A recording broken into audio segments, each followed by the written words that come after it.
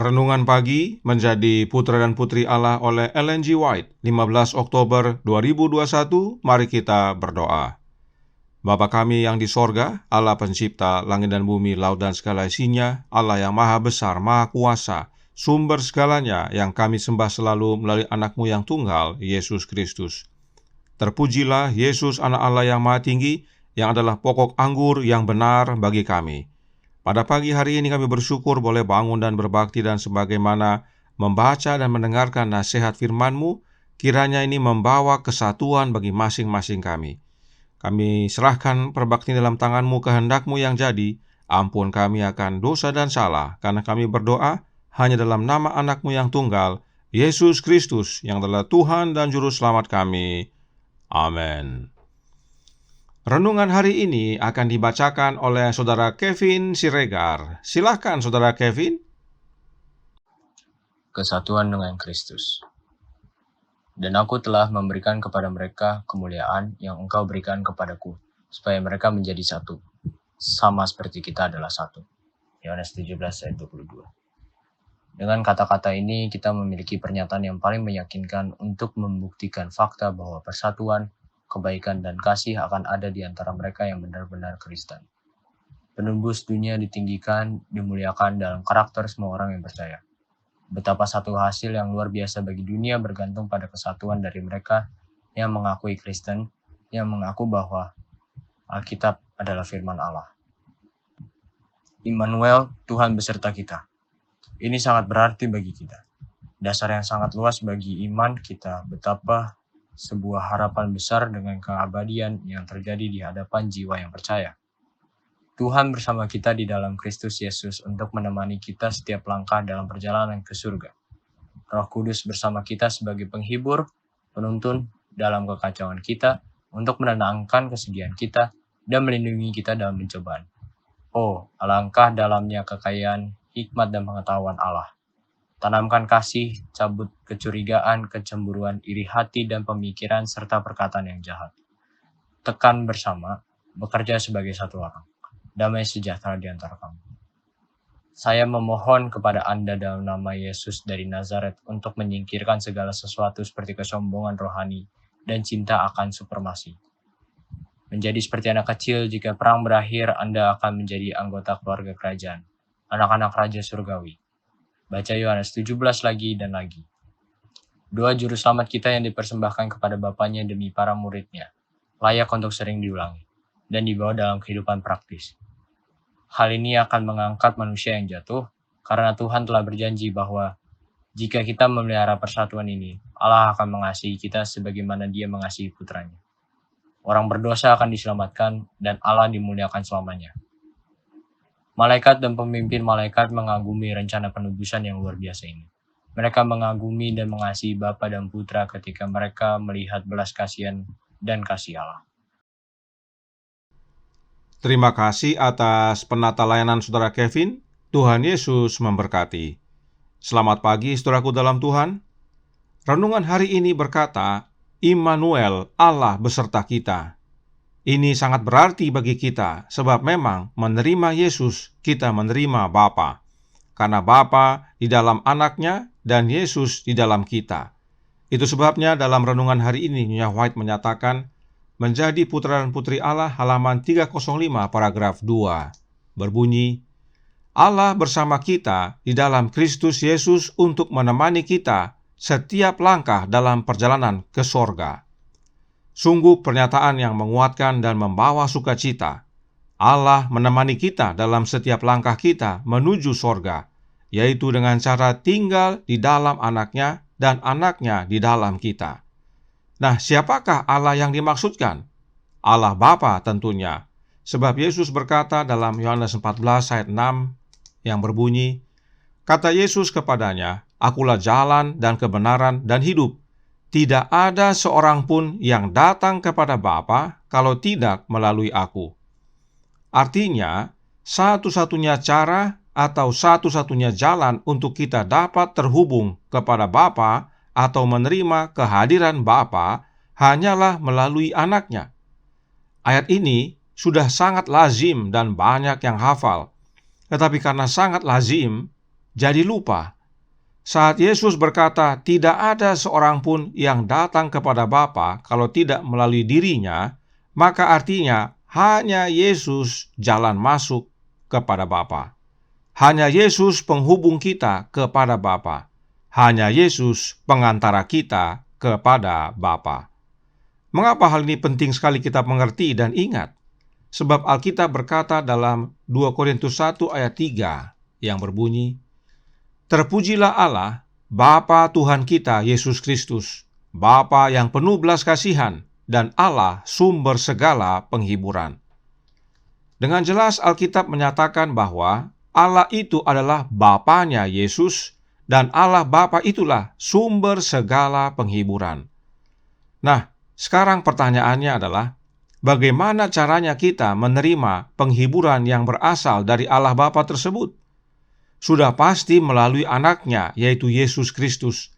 Sebab hanya satu jalan masuk kepada Bapa, yaitu Yesus Kristus, anak Allah. Karenanya, Yesuslah sang penghibur itu. Apa buktinya? Di dalam Alkitab, kata penghibur diterjemahkan dari kata parakletos. Dan kata parakletos ini hanya 5 kali digunakan dan hanya Yohanes yang kekasih yang menggunakannya. Mari kita baca ayat berikut dalam 1 Yohanes 2 ayat 1. Berbunyi, anak-anakku, hal-hal ini kutuliskan kepada kamu supaya kamu jangan berbuat dosa.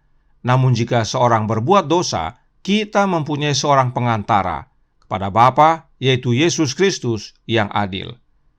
Kata pengantara dalam ayat ini diterjemahkan dari kata parakletos yang sama dengan yang terdapat dalam Yohanes 14 ayat 16 tentang penolong yang lain, atau dengan kata penghibur dalam Yohanes 14 ayat 26.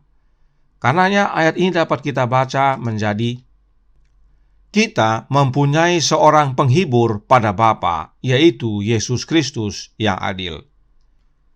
Jelas sudah bahwa kita menerima penghiburan yang bersumber dari Allah Bapa hanya melalui satu jalan, yaitu Yesus Kristus, anak Allah.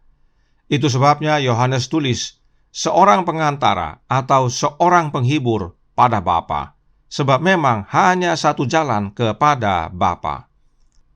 Karenanya, saudaraku dalam Tuhan, ingat baik-baik kebenaran ini saat saudara membaca ayat-ayat berikut ini yang terdapat dalam Yohanes 14 ayat 16, Yohanes 14 ayat 26, Yohanes 15 ayat 26, dan Yohanes 16 ayat 7, yang semuanya berbicara tentang penghibur atau penolong yang lain.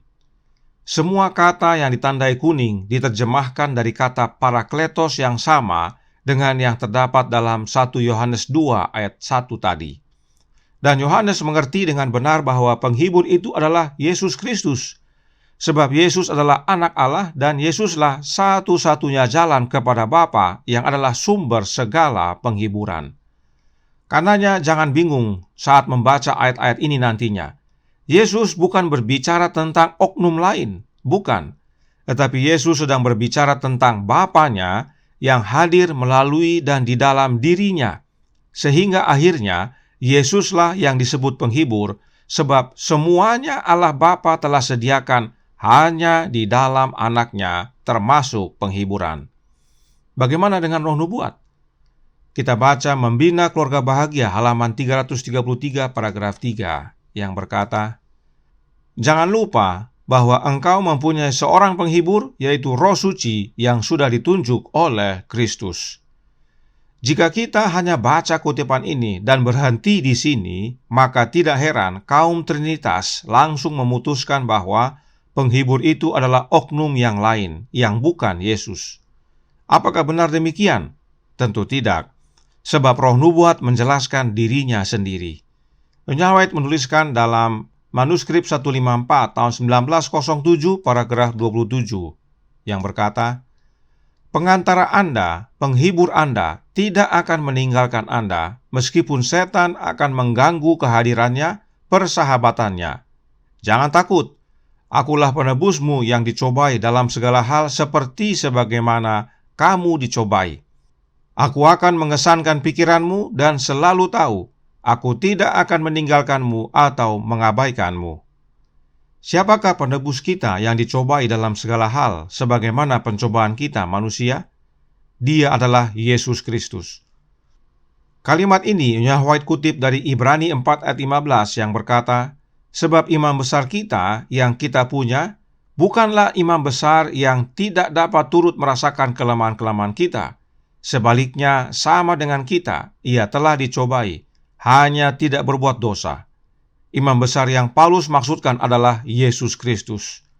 Yesus inilah penebus yang telah dicobai dalam segala hal tetapi tidak berbuat dosa. Karena itu perhatikan, Nyonya White mengatakan bahwa Yesuslah pengantara kita, Yesuslah penghibur kita. Selanjutnya Roh Nubuat menjelaskan dalam manuskrip 169 tahun 1902 paragraf 50. Berkata, ketika kita bersedia untuk mengizinkan pikiran kita tidak terpaku dan diluruskan kembali oleh pengaruh yang melembutkan dari Roh Allah, kita akan memahami dengan pencerahan baru instruksi Kristus kepada kita seperti yang tercatat dalam pasal 14, 15, 16, dan ke-17 dari buku Yohanes. Oh, betapa besar kemungkinan yang telah Dia tempatkan dalam jangkauan kita. Dia berkata, "Sesungguhnya segala sesuatu yang kamu minta kepada Bapa akan diberikannya kepadamu dalam namaku."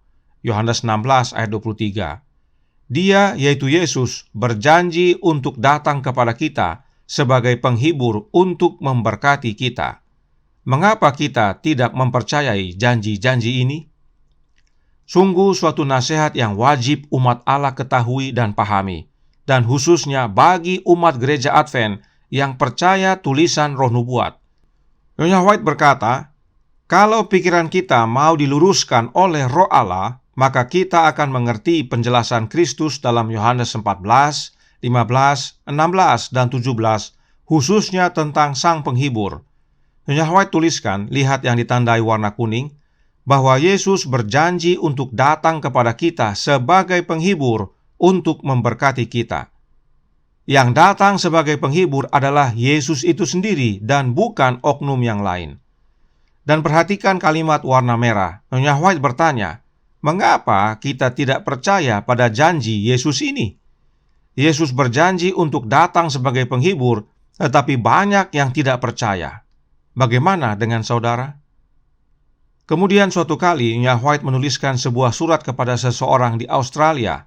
Berikut cuplikan dari suratnya itu dalam This Day with God halaman 305 paragraf 3. Saya berdoa agar Tuhan menyatakan dirinya kepada Anda sebagai penghibur pribadi. Siapakah Tuhan yang dimaksudkan oleh Nyonya White dalam suratnya ini? Yesus Kristus. Nyonya White berdoa agar Yesus menyatakan dirinya sebagai penghibur bagi orang tersebut. Dia selalu percaya bahwa Yesuslah Sang Penghibur. Itu sebabnya dalam suratnya kepada saudara kembarnya, Nyonya White berkata dalam suratnya nomor 61 tahun 1891 paragraf 10 yang berbunyi, hanya ada dua kelompok di seluruh alam semesta, mereka yang percaya kepada Yesus Kristus dan mereka yang tidak percaya. Yesus yang bagaimana yang Nyonya White percayai? Yesus yang adalah Sang Penghibur yang menyatakan dirinya kepada kita secara pribadi dan tidak melalui oknum lain. Sebab Yesus berkata, "Aku menyertai kamu senantiasa sampai kepada akhir zaman." Matius 28 ayat 20. Yesus sendiri yang sertai kita dan bukan oknum lain yang bukan Yesus. Yesus berjanji dan Dia tepati. Apakah Nyonya White menyatakan Yesus adalah Sang Penghibur kita hanya sekedar teori? Oh tidak, Nyonya White sudah buktikan. Dia berkata dalam manuskrip 20 tahun 1892 paragraf 6 yang berbunyi, Juru Selamat adalah penghibur kita. Ini telah saya buktikan bahwa Dialah. Ingat Nyonya White tadi katakan ada dua kelompok di dunia ini, yang percaya pada Yesus Kristus dan yang tidak percaya. Nah, ada ajaran yang menyatakan bahwa Yesus bukanlah Sang Penghibur. Penghibur itu adalah oknum lain yang disebut Allah Roh, dan Dia bukan Yesus. Ajaran ini disebut Trinitas. Saudaraku dalam Tuhan, ini namanya tidak percaya Yesus. Hati-hati saudaraku dalam Tuhan. Jadi, kalaupun Nyonya White tulis Roh Kudus adalah Sang Penghibur, maka Roh Kudus itu adalah Yesus Kristus itu sendiri, yaitu rohnya Yesus, pribadinya Yesus. Karena tidak mungkin roh nubuat bertentangan dengan dirinya sendiri. Tidak heran Nyonya White menuliskan bahwa Roh Kudus itu adalah Yesus Kristus. Suratnya nomor 66 April 10 tahun 1894 paragraf 18 menegaskan, kami mau Roh Kudus yang adalah Yesus Kristus. Mengapa kebenaran ini penting sekali kita pelajari dan pahami? Karena renungan hari ini berkata dalam Menjadi Putra dan Putri Allah halaman 305 paragraf 3 berkata, baca Yohanes 17 lagi dan lagi. Kenapa kita perlu baca berulang-ulang Yohanes pasal 17? Sebab itulah doa Yesus kepada Bapanya untuk mewujudkan persatuan, yaitu Bapa di dalam Anak dan Anak di dalam Bapa, sehingga Bapa dan Anak diam di dalam kita, umat-umatnya. Bagaimana caranya kita bersatu? Dengan menerima Roh Kristus dalam hati kita yang disebut penghibur. Karenanya Nyonya White menuliskan dalam suratnya nomor 7 tahun 1891 paragraf 14 berkata, aku akan minta kepada Bapa dan Ia akan memberikan kepadamu seorang penolong yang lain, supaya Ia menyertai kamu selama-lamanya, yaitu Roh kebenaran. Dunia tidak dapat menerima Dia, sebab dunia tidak melihat Dia dan tidak mengenal Dia. Tetapi kamu mengenal Dia, sebab Ia menyertai kamu dan akan diam di dalam kamu. Yohanes 14 ayat 16 dan 17. Ini merujuk pada kemahahadiran Roh Kristus yang disebut penghibur. Jelas sekali saudaraku dalam Tuhan bahwa Roh Kristus itu adalah Sang Penghibur. Sebab Roh Kristus itu adalah rohnya Yesus itu sendiri, pribadinya Yesus. Sebab memang Roh Kudus itu bukan sekedar kuasa saja, tetapi juga pribadi, yaitu pribadinya Yesus Kristus itu sendiri. Inilah pentingnya kita memahami dengan benar siapa Sang Penghibur itu, agar kita bersatu dengan Yesus dan akhirnya kita bersatu dengan sesama umat yang percaya. Sebab itulah doa Yesus kepada Bapanya dalam Yohanes pasal 17, dan bila kita hidupkan doa tersebut, kita menjadi satu, sama seperti Yesus dan Bapanya adalah satu. Tuhan memberkati, saya bawa dalam nama Yesus. Amin. Mari kita berdoa. Bapa kami yang di sorga, Allah pencipta langit dan bumi, laut dan segala isinya, Allah yang maha besar, maha kuasa, satu-satunya Allah yang benar yang kami sembah selalu, hanya dalam nama anak-Mu yang tunggal, Yesus Kristus. Terima kasih atas kebenaran indah pagi hari ini, bahwa Yesuslah Sang Penghibur. Kami harus mengerti dan tahu, sebab Sang Penghibur yang mempersatukan kami adalah Yesus Kristus. Karenanya tolong kami ya Bapa, curahkan roh anak-Mu dalam hati ini, kuasai kami ya Yesus, dan persatukan kami hanya dalam Engkau, agar kami bersatu dengan Bapa dan menjadi saksi-Mu di dunia ini. Beserta kami sepanjang hari ini, kehendak-Mu yang jadi, ampun kami akan dosa dan salah, karena kami berdoa hanya dalam nama anak Allah yang tunggal, Yesus Kristus yang adalah Tuhan dan Juru Selamat kami. Amin.